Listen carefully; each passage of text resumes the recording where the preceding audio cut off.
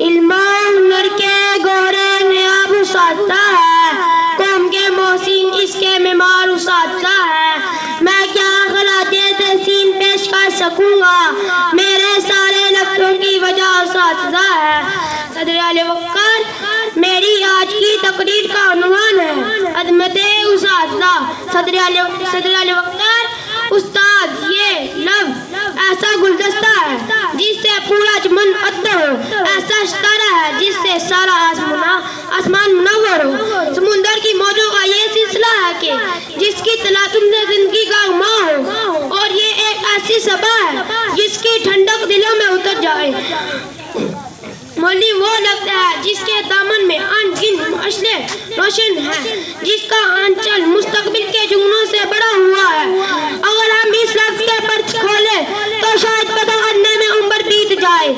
معلم کا لفظ چار حرف سے مل کر بنا ہے، میم سے مراج النبی کا ترجمان، عین سے عقیدت تخلیق انسان، لام سے لگن اور فرشتان، میم سے مراس النبی کا انبیاء کا احسان۔ استاد کی مثال اس سیڑھی کی مانند ہے جو خود تو اپنی جگہ پر رہتی ہے مگر دوسروں کو بلند سے بلند مقام عطا کرتی ہے۔ کسی نے کیا خوب کہا ہے کہ انسان کو شائستہ و خوددار بنایا ہے، تہذیب و تمدن تیرے شرمندہ احسان۔ صدر اعلی وقار، اللہ تعالیٰ نے اس دنیا میں انسان کو اپنا نائب مقرر کیا، پھر اس نائب کو معلم کے درجے پر فرض کیا۔ اللہ تعالیٰ نے اس دنیا میں سب سے پہلے محترم اور مقدس پیشہ استاد کا رکھا۔ اس نے اپنے محبوب حضرت محمد صلی اللہ علیہ وسلم کو معلم بنا کر بھیجا۔ صدر اعلی وقار، علم کسی قسم کا بھی ہو، وہ علم کی مرہون منت ہوتا ہے۔